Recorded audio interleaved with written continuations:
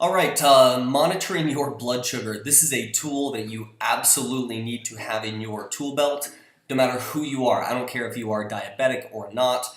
This is something you want to understand how to do and how to interpret and understand to help you make the best decisions for your unique nutritional needs. So a couple things to understand here. Blood glucose monitors or glucometers are actually fairly inexpensive. We have some that we recommend that I like the Precision Extra is the one that I use, but there's a variety of them out there, some a bit more precise than others. It's important that you use the same device on a regular basis, so you have consistency there.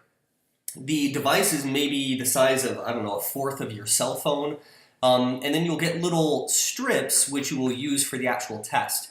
And so what will happen is you'll use a little instrument that'll come with it, a little needle to do like a finger prick. You'll get like a half a drop of blood. You'll put it on the end of that strip and you'll insert it into the machine and it will read your blood sugar for you. It'll spit out your number. So a couple things to understand here.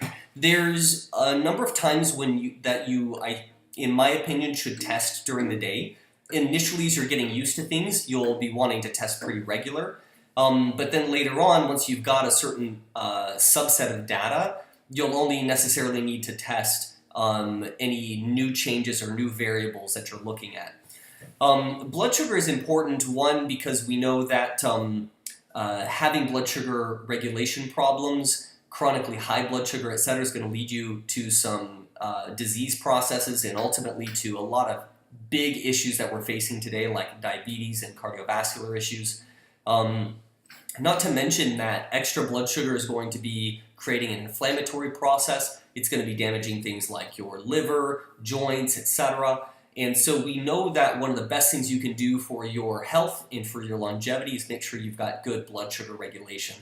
Blood sugar regulation is going to depend on what you eat and the quantity you eat and when you eat. And so doing blood sugar monitoring along with your food timing, with your macronutrient profile, etc., is going to really help you hone in on what's best for you.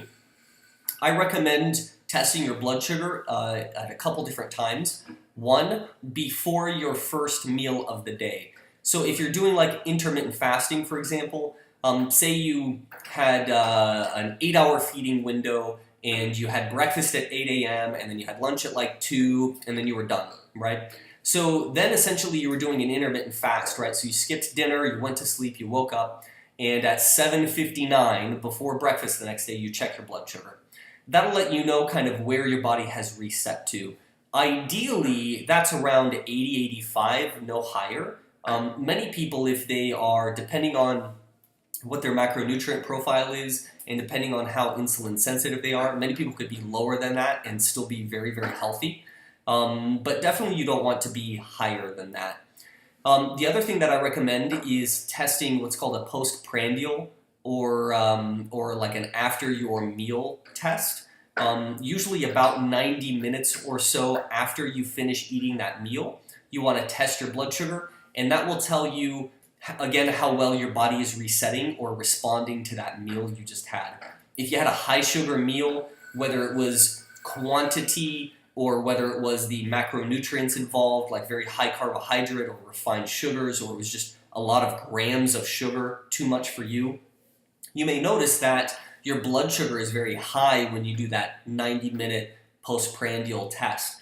And that would be a good indicator to you that you are not insulin sensitive enough or that you overloaded your body with that last meal. This will help you turn the dials on your macronutrient profile. It'll also help you understand specific foods, right? Because then you can look at that meal and you can say, okay, well, I had veggies, which obviously weren't an issue, but then I also had that potato. And that potato, with that carbohydrate, that starch was just too much for my body, and so I either need to eat less potato or I need to cut that potato out, right? Then you compare this with your journal, for example, and you see, okay, I had breakfast, I had those veggies and potatoes and whatever eggs, and I took my postprandial blood sugar. It was very high, so maybe before I ate it was 85, but after I ate it was 120. That meal needs to be changed. Plus, in my journal, I'm noticing, man, I'm getting groggy. It's 10 o'clock, and I'm already feeling like I need to go back to bed, right? So now you've got a lot of great information there about your blood sugar is telling you that something was not good with that meal. You've got your journal that you're using. You've got, you know kind of what your macronutrient profile was, so you know about how many grams of carbohydrate there were, and you can turn those dials. This is very, very useful, right? So you can also sometimes look at and use that blood sugar to know when the coast is clear to eat again. If it takes you 8 hours for that blood sugar to come back down to a good point, then it may be important for you to have a smaller feeding window. You may be somebody who needs to eat less often because your body, it takes so much work for your body to clear out and to deal with the food that you're eating, or you may just need to change the food that you're eating. So these are things to consider. Again, everybody's different. For some people, it's a matter of certain foods. For some people, it's a matter of quantity. For most people, it's both. It could be the timing. It could just be that, hey, normally you're okay with this meal, but you didn't give yourself enough time since the last meal to regulate your blood sugar again, and so you need to change that. That's kind of your blood sugar in a nutshell. Again, the times that I would recommend testing would be before your first meal, and then 90 minutes or so after each of your meals during the day. I'm not a big proponent of snacking, so of course if you eat a meal and then snack an hour later, that's going to change. That's going to bump that blood sugar reading, and so you'd need to do 90 minutes after you finish eating that meal.